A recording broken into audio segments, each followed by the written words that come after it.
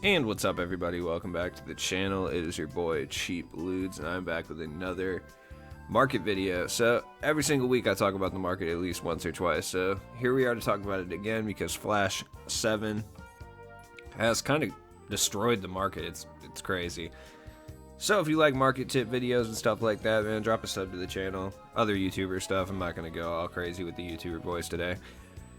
But yeah, Flash 7 has killed the market because they dropped 3 opals in one set, which is par for the course. I mean, 2K has kind of destroyed power balancing, so they're going to have to keep doing stuff like this, so you're going to expect a lot more of this when pack releases.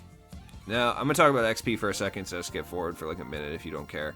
I recommend grabbing Jared Allen. There's just not a wealth of very good big Cavaliers, or not big, but good Cavaliers big men, at least on the market right now.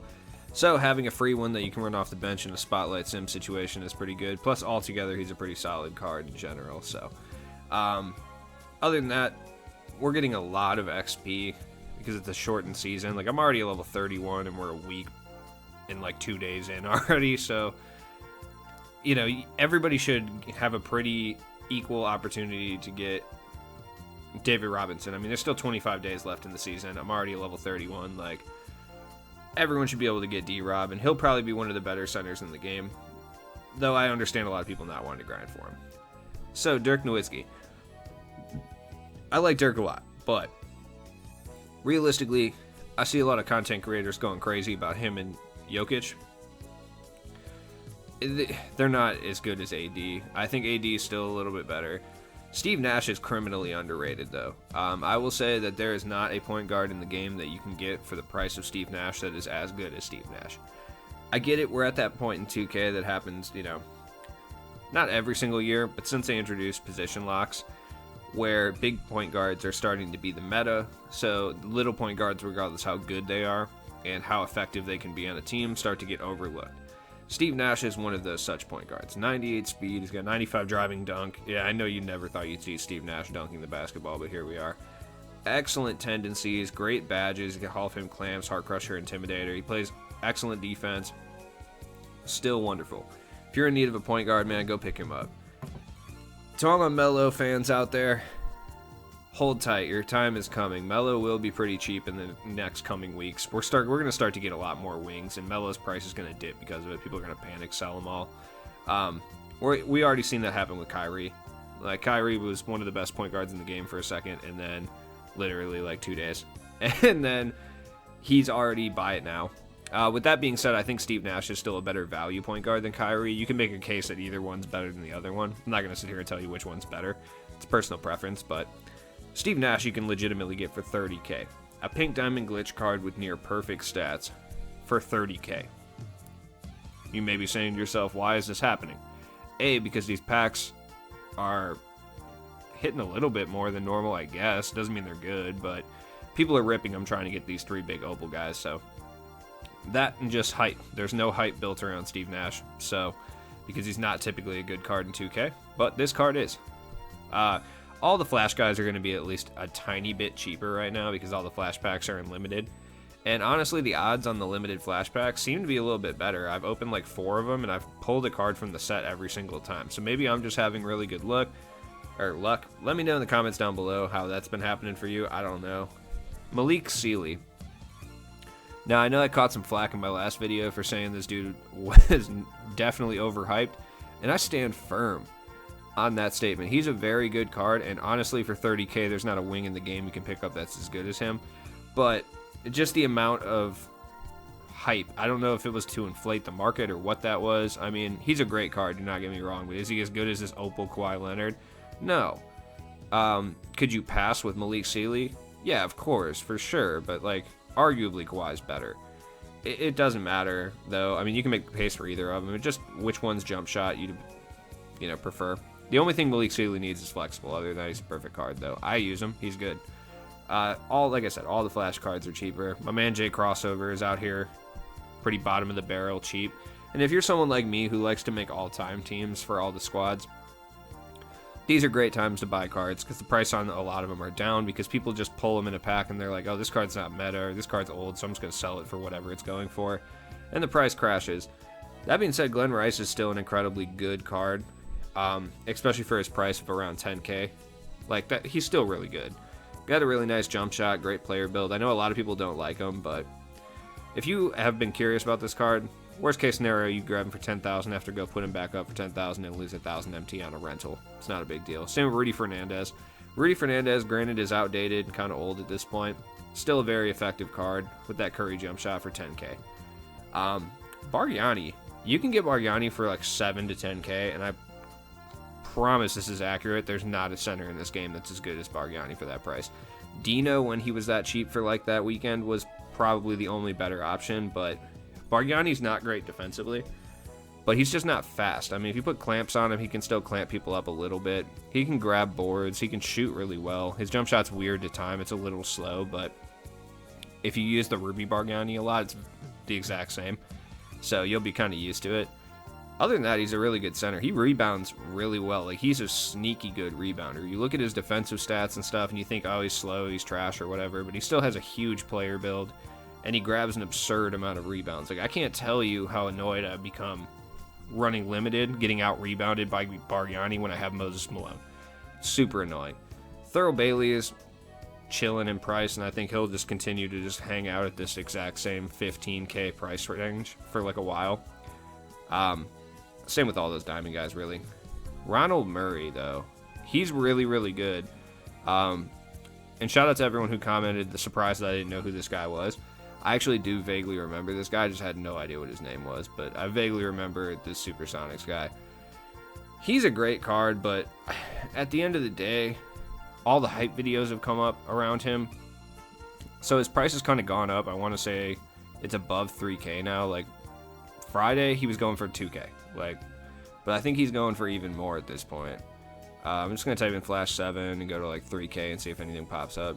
Kevin Porter Jr., by the way, is worth 2,000 MT. He's a really good card. His jump shot is a little bit weird, I will say. Like, at first, just because we haven't seen many people shoot like Kevin Porter Jr. this game. If you used his diamond last year, it's not going to be weird, but if you haven't used Kevin Porter at all this year, his jump shot is a little strange, but it's easy to time once you get used to it.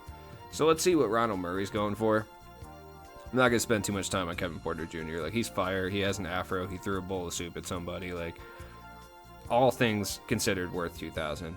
Ronald Murray, though, as good as this card is, because it is a good card, is it worth spending 4 to 5K on Ronald Murray as opposed to, like, 800 on Felipe Lopez? I don't think so. Like, he's not that much better than Felipe Lopez or Jarrett Jack or Bonga. Like, they're all in the same kind of category and tier at this point. But Ronald Murray, I like him the most out of those guys, him and Felipe Lopez, but at the same time, can't say that I would fault you for going with a guy who's 800 MT as opposed to 5,000. Like I said, Malik Sealy's nasty. He's going for like 30K, which is crazy for a card this good. And he is a meta card too. He plays really good defense. Like I said, he's still a great card. I was just tripping on the fact that people saying he is as good as Kawhi, because Kawhi has the best defensive animations in the game. That alone puts him over him. So we're seeing a lot of cards take a fall, especially in the pink diamond tier. Magic Johnson is still a very competent and usable point guard in this game. Now, I will say we're not far away from seeing an Opal Magic Johnson. Like, legitimately, we're going to see one this season. You can kind of tell already that he's going to be in one of these hero sets. So that's probably the reason his price is falling. I don't know if we're going to see an Opal Larry Bird, but I wouldn't be surprised. I've looked at the mural, and you can make predictions all you want, but until they drop the cards, you just don't know. Now, one thing I will say is this weekend's content drop, because it is All-Star Weekend upcoming. I would not be surprised if we saw Retro Volume 3, and it's all retro playoff moments and playoff cards from the past in 2K. Now, what those cards are going to be, who knows? I don't think we see another like All-Star Opal Jordan or anything, but we could see that All-Star Opal Vince Carter. You know, who knows? I'm saying it is possible that we see another Retro 2K or a playoff-themed promo. Like, we're definitely seeing something playoff-themed, whether that be a retro or some type of promo. Now, if you have any of these Moments cards and they're not being used by you directly, it is time to sell them, because I think it's inevitable we get a Moments Super Pack at some point this season. I don't even think they wait till next season. I think they drop the Moments Super Pack this season. Wouldn't surprise me at all if they dropped it Thursday with some, a last batch of this era's Moments cards at all. Terry Rozier, if they do drop that super pack and he goes low enough, is a guy to look at, like, because he's not that great of a card. As far as like running him in a lineup, he's not great, but the Hornets are kind of at a loss for guards over the years, besides like Eddie Jones and stuff, especially at the point guard position. It's basically just LaMelo. So might not be terrible to invest in one if he drops to like 10-15K, just in case we have spotlight sims. You can probably flip him for double. Same with like Nickeil Walker-Alexander, like I've talked about a bunch of times, once he drops in price. AD has gone back up, so I'm not really going to talk about him. Tony Parker, this card is also criminal. Like, the lack of hype around this Tony Parker card is kind of weird. Yeah, the situation in which he dropped was pretty messed up by 2K, locking him behind a VC-only paywall, so I totally understand that. But at the same time, I'm seeing content creators like say he sucks. He doesn't suck, dude. It's Tony Parker. He has a really nice jump shot. It's just a tiny bit slower than Dwayne Wade base, but that tiny bit slower is easier to time if you play meter online. He's got great badges. He's a little bit small, but if you like Tony Parker, I mean, this is the card for you. He's good. Oscar Robertson is still fired. Like, I don't care what anyone says. He's not great, but you can find a badged up and shoot up and contracted up version of Oscar Robertson for 30K, which is crazy. And he's still very usable. Danny Granger, in my opinion, has the easiest to green jump shot in the entire game at this stage. Dude, he's so good. I'm going to repick him up again. I'm just waiting for his price to drop a little bit. I just don't want to pay 50K for him. I'm umming a lot today. But either way, he's still really good. And if you're in need of somebody who can be a lights-out shooter, yes, there's cards with better badge counts that are more meta. But at the end of the day, it comes down to who can you green with more. We're going to start to see a lot of these Inferno cards dip because people are getting to level 32 around this time. And you do get the Deluxe Inferno pack. Now, like, our majority of people going to draw Tracy McGrady or LeBron? No, but maybe 2% of people are. And those 2% of people are going to throw them up, driving the price down a little bit. Which is a good thing. I think everyone should have Tracy McGrady. You know I'm a full support on Tracy McGrady socialism, for sure. LeBron sucks. I don't care what anyone says. I hate LeBron, dude. I grew up in Chicagoland, man. I'm an MJ stan. If you have Ben Simmons and you don't use him, sell him now. We're going to get more big point guards. Like I said, that Opal Magic is not far away, and once that Opal Magic comes out, Ben Simmons' value is going to plummet, because the only reason he's valuable right now is because he's the only big point guard that plays defense like that. And you know how 2K looks to turn Magic into a defensive and post-hooking god. So he's going to be the most expensive point guard for a while. You've already seen Luka kind of tank his value, but Lamar Odom's backup, he crashed a little bit during Quantum just because so many people were drawing him. He was down at like 80K. So if you picked him up around that price, you can flip him for a pretty decent amount of MT. Nothing crazy, but 10K or so. It's pretty cool. If you have any of these guys, like any of the guys I've talked about, you're going to want to sell them before the end of the season, because they're all going to drop when those season-ending super packs come out. Anthony Davis is another guy I would invest in, just because he's going for like 7 or 8K, and if we do get Spotlight Sims next season, his price is going to quadruple, because there's like no Pelicans big men. There's like no Pelicans players, period, in their history. Filling out a 10-man roster with Pelicans is going to be damn near impossible. Reggie Theus. Him and Bob Sura are probably the two best budget point guards in this game at the Diamond tier. They're both going for around the same price, 7 to 10. Look at that Jerry curl, man. It's just so pristine, so dripping with oils. Reggie Theus is tight. If you want a guy who can lock down someone like Ben Simmons or Magic, for 7K, Reggie Theus is your guy. It's not even a terrible dude just to have on your bench to come in for defense if you need it. Bob Sura is just Rex Chapman reincarnated. Badges. Badges have taken a nasty hit, and a lot of people attribute that to the badge packs, which is definitely part of it, but a lot of it comes down to the fact that 2K has destroyed power balancing at this point, so they're just dropping cards with 50 badges, which we've seen them do. 2K19 was pretty good about it. They didn't really drop the OP cards, like, badge-wise until much later. 2K20, they broke it completely, like, very quickly. Like, that, I think that Pink Diamond Tracy McGrady came out, which is basically the same as the Inferno one.